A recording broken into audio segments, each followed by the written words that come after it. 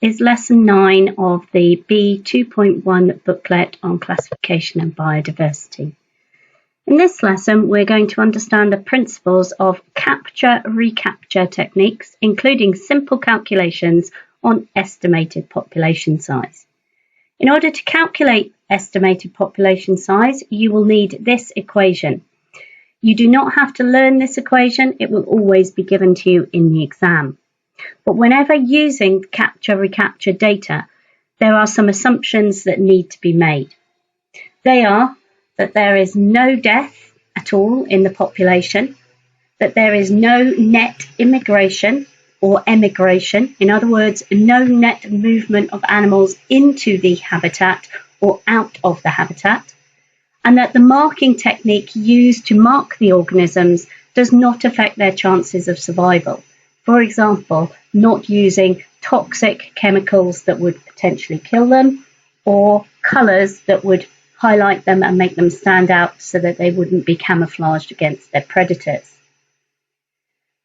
The first task that we're going to do is from a website called biologycorner.com/mark/recap, and it's an SWF file. So you can find the link here at the bottom of the page. So if I take us to that website now,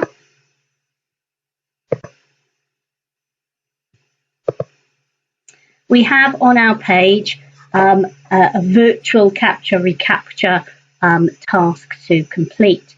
This is on page 34 in your booklet. So the first thing is to go out and capture your organisms. So in this case, rabbits. So we trapped the rabbits, 10 were trapped, they were marked and then released. We then go and set the traps again, we retrap, and we set 10 traps and then we check these traps. So on page 34, you need to calculate the estimated rabbit population size based on these recaptured samples, remembering that there were 10 rabbits in the first sample.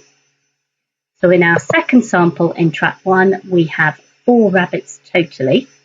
And of those 4 rabbits, only 1 was previously marked. So our calculation would be 10 times 4 divided by 1. So you would write that for trap 1. You go through each of the traps, each time counting how many were within the trap and how many were marked. The original number was 10, 10 times 5 divided by 1. So you can work your way through all of that, and then you calculate the average, the mean estimated population by adding up the numbers that you've calculated from each trap or estimated population size, and then divide by 10. There is an error when it shows you the actual size. That should say 35, not 45. Okay, so go through it. It's necessary to take 10 samples to make your data more repeatable. And if other people were also carrying out this experiment at the same time and getting similar results, then we know that the data would also be reproducible. There's a second task for you to have a go at doing, and this second task is called estimating butterfly populations. So you can see the website is given to you on the page, and it's here. So here we've got 40 butterflies in our sample. We are marking all of our butterflies with something that, 1, either doesn't kill them, and 2, wouldn't make them more visible to their predator. So certainly red probably wouldn't be used in the wild, but this is just to demonstrate what happens. You release your butterflies, you go back and capture butterflies, obviously with a net, okay? And of the butterflies that we can see in our sample here, we have 1, 2, 3, 4, 5, 6, 7, 8, 9, 10. Out of 1, 2, 3, 4, 5, 5 times 4, 10 out of 20, okay, that we can see here. So to estimate our population size, we can see 20 in the second sample. Marked in the first sample was 40, so 20 times 40, and we've got 10 that have been marked in the second sample. 20 times 40 over 10 gives us an estimated population of 80. So you would repeat this several times to see what kind of population you would have, okay, to make your data far more reliable. and that will give you an idea whether there was a decline in population of a particular species or an increase because of other factors. The final capture recapture virtual experiment is actually from WJC. So you can see in the top here, it's from their resources capture recapture. I will put the link as well onto the Moodle site. So it says here you need to read the information. It's in a virtual garden. The printout, the worksheet, is actually in your booklet. In a virtual garden, 1 minute is equivalent to 1 hour to speed up this process. So the idea is it's a game. When you see a woodlouse, you have to click on it and put it into your specimen jar. And when the time is up, record how many woodlice you've found on your worksheet. So we're going to use the same kind of equation to do this. So we first of all do our first capture. So the timer starts whenever you see a woodlouse on the screen. When they appear, you have to click on them and they should appear in your jar, like that. So this is our first sample.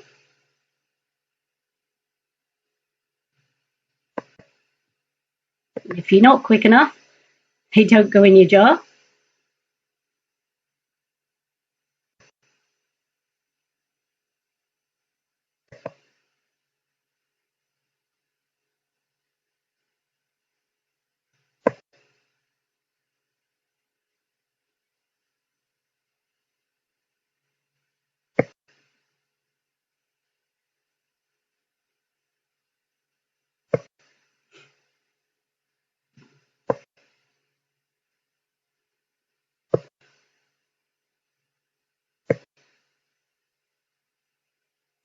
So we collected 12 woodlice. We mark them with something that doesn't make them identified to their predator. So birds would see a white mark. So a UV marker is sometimes used that the other animals will not be able to see, but when you come to capture them again, you'll be able to see them. So it says advance 7 days, and then you go back to capturing them. So you've got to record how many are marked or unmarked in these 2 jars here. Okay, so recapture.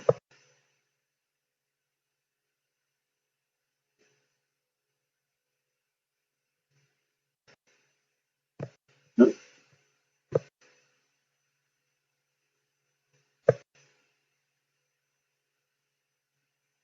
there's one that was marked.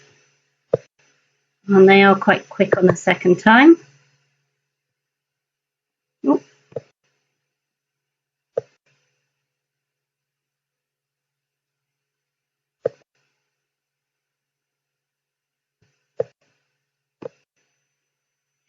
You can see I'm not the best at this game. Slow reactions.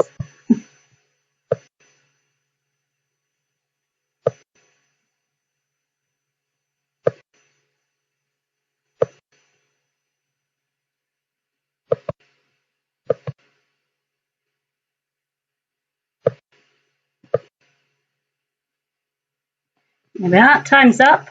So in our jar we have 1 that was previously marked, 16 that weren't. So we've got to calculate the population we found. So you should have marked down how many you had in the beginning. So M was the number of animals first marked and released. R, the number of marked animals in the second sample, so that's 1.